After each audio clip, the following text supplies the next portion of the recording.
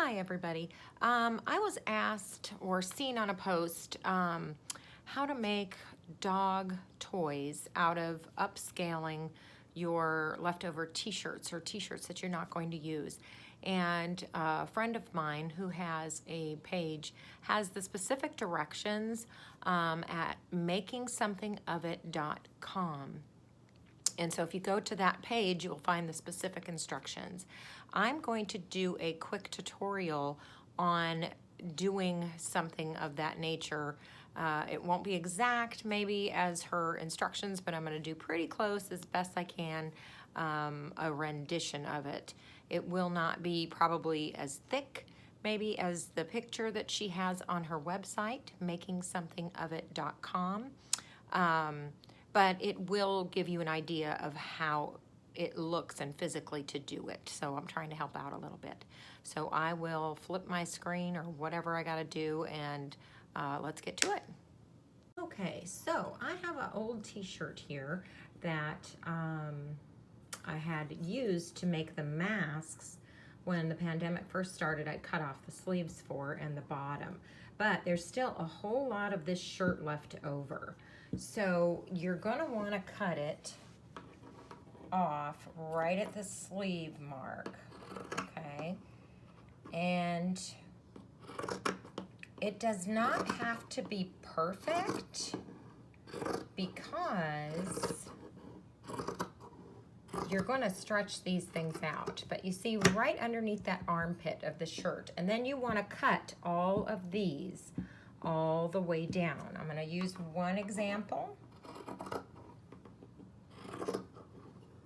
but you pretty much want to keep it consistent with the same size so that your strips are as equal as you possibly can have them. So I'm going to go ahead and cut the rest. Okay, so now I've gotten all of these. 1, 2, 3, 4, 5, 6, 7, 8. Okay. The more you do, the thicker it will be. However, if yours didn't have seams on the sides of the t-shirt, you could make the yarn. However, this one didn't, but I didn't make it for the yarn because I wanted to just show you how to do it this way. On the ends, what you're gonna do is you're just gonna cut it, okay? And this will be a way to make your yarn. So just cut your ends, whether they have seams or not. If you want to make the yarn, she does explain how to do that in the pattern.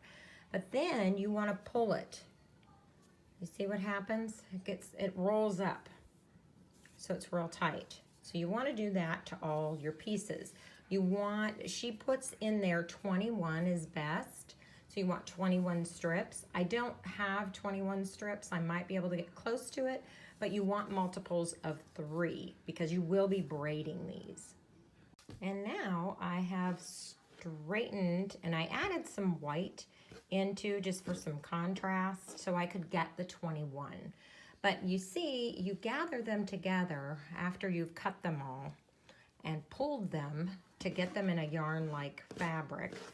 And now, don't worry about your ends because once we have finished braiding and tying it off, we'll cut those. But you want to get them as close as you possibly can to one another at this end. But we're going to tie them. So you want to do the best that you can because the larger it is, the more pieces you have, the harder it is. But the thicker it will be and easier for the dog to chew on it. But you will pull it through like so and then pull it tight. Now, of course, you want this to be a really good fit. So you may have to work with it and tie it super tight. I don't want it to come loose right away. Of course, depends on your dog, how big your dog is, and how strong your dog's jaw is, but you want to pull that as tight as possible before you start to braid it. And you may have someone around your house that has stronger hands than I do, but you can always go back and trim up the edges and make them look real pretty if you want. The dog, I guarantee you, is not going to care. Then you're going to want to, let me move this just a hair. There we go. Then you're going to want to separate in groups of 3. Okay. You want 3 sections. Now that you have them tied, if you do have 21, what you want to do is separate them. You should have 7, 7, and 7. So if you don't, then you just want it in 3s, however you're going to braid it. But you want equal parts. So this is where you start. If you've never braided before, you can have someone hold this if you want, but you can do it. This is kind of heavy, so it'll be good. But you take this first piece on your left and you wrap it over the center one, okay? Then you take the one on the right and wrap it over now what has become your center. And the tighter you braid this, the better it will be. I don't know how tight we're doing it for the video. I might go back and do it, but I just want to show you the technique. If you've never braided before, that becomes your center. The outside left then will go over that, okay, and become your center. Then the outside right will go over that, which will then become your center. Then the outside left comes over, and then the outside right comes over. And you're doing that all the way down. And then when you get to the bottom, like I said, I'm not wrapping this super tight because it's just for the video purposes. But then you will tie this end the same way we did this. And then you may cut. So you see it's not going to be important that these are equal because we can take our scissors and go up and then cut if there's anything that doesn't look pleasing to our eyes. So you see, I have just a little bit, and I can just cut that off and make it look pleasing to my eye. If you are, you know, concerned with that, like I said, a dog is not going to notice if that thing is perfect or not. On the end, he's just going to be, or she is going to be happy to just tug on that thing with you. All right, so after we've tied that side, and this side is, like I said, trimmed. This one definitely could use some more trimming. So again, just where approximately you feel it's going to look right. Now there's a shorter one here, and again, it's to your liking because it's your dog toy. But like I said before, dogs are not going to care. All right, so here you have it, the dog toy made from t-shirts. You, if you go to her website, makingsomethingoфit.com, you will see that she calls it I believe it's upcycle. And that's basically what you're doing. You're taking something and you're recycling it from its original state because it can no longer be used.